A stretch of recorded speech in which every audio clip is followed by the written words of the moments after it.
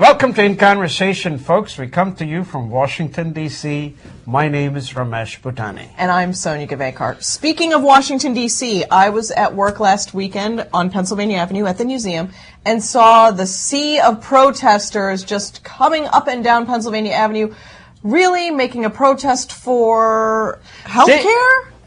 It was like, I had no idea there were 20,000 people out there that did not like President Obama.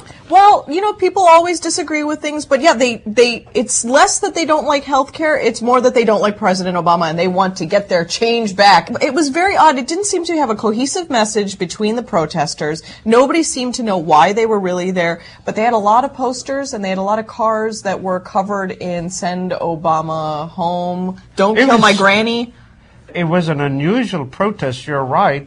Of course, we are going through this healthcare debate. Now, this is what I want to understand. So you're for free trade, you're the capitalist country in the world, and somehow, if you get Medicare, somehow you're not a capitalist anymore.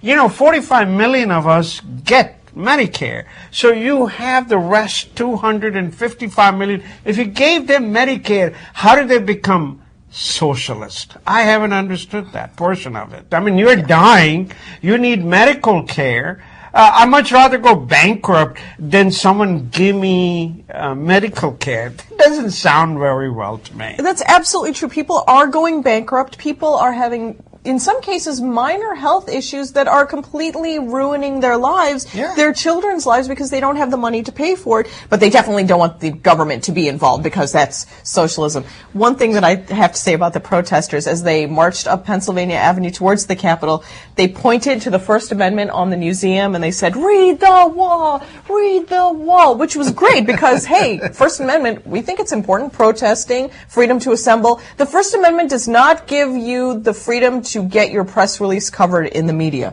That's really what they thought the First Amendment was for. The media doesn't cover our views. If you don't know what your view is and you can't put it together into We're words, covering it right now. Well, that's true. Now, one of the things that I find it kind of funny, George McGovern had an editorial last week, and he also supported the idea that there should be health care guaranteed by the government. You know, I have one problem with him. When he was running for the president, he just wanted to give people $1,000. He did not want to give them Medicare. He would have gone down in the history if he had done that. I've seen so many countries have different kind of medical care available, but everybody is guaranteed by the government. And I think that's the model we should have it here. Simple formula should be in every city, in every town, in every county, in every little locale that you have, you should have a walk-in clinic where anytime you have anything bothering you, just go over there and the primary physicians take care of you. If you have a bigger problem, they send you to the step next, which is in a hospital, and you can have any kind of diagnostic services or anything else. So I feel that that simple model, that it should be available to everyone, we should be able to do it. Well, don't you think also if Americans were healthier, we would be a stronger country? And if we had better health benefits, we'd be stronger people. We'd be working longer hours. Yes. We'd be missing less work. We'd be giving more to the economy. It's a win-win. Healthier people, healthier country. Today, you call for a doctor, and you got to wait 2, 3, 4 weeks to see him. In the meantime, your disease or your condition can go worse.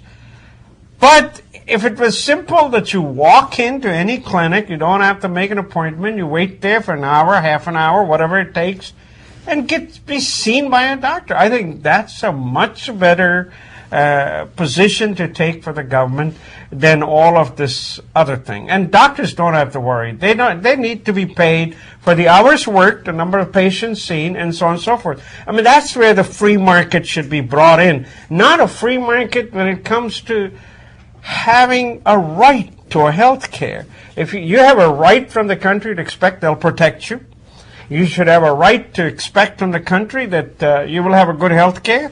You should have the right to make sure that the government policies allows agriculture to be grown out here, and of course the pursuit of happiness, get a job, and all the other rights that one has. Health care is a basic right, and it should be there. Many citizens wonder why we're even having this argument, and I think it's because the insurance companies have the ear of some powerful, in some cases, Republican leaders who are constantly being given the talking points and the campaign financing to exclude the public option.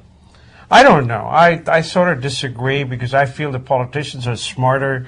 They should understand that this is a low-hanging fruit of socialism and First Amendment and all of that. I really think the basic concept is everybody should have health insurance. We don't have it.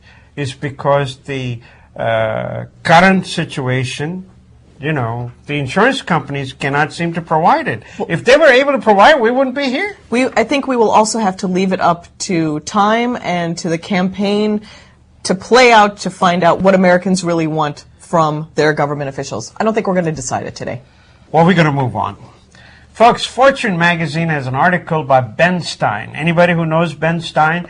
He's an economist as well as a comedian. And a movie star. Remember Ferris Bueller? Bueller. He has written an article where he wants to assess the net value of children. He's asking a question, what is the value of a modern child? And he goes into the history of saying, in the olden days, we liked to have sex, and when we had children, we wanted to have more of them because we used them as assistants, gatherers, work in the field, go pick up the wood stock or whatever else they needed. Well, then the evolution moved. We had children, and then when we educated them, they will come in and actually help us on the farm or give us money in our old age and so on and so forth. Now that model has also left us.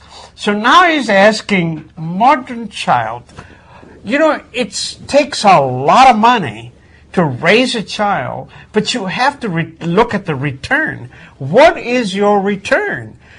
So Ben Stein is saying in the olden days the cost was less and the benefit was greater of having children. But in today's world, cost is a lot more and benefit is so little, it doesn't make sense to have children. And that's why the more educated women are not having children. I think when you ask what is the return is that the kids go to college and then they come back and they live in your house. I think that's what's happening in a lot of cases. If it happened and they did the housework, true. That's a return. That's true. A lot of kids just come home and slack off. But I think that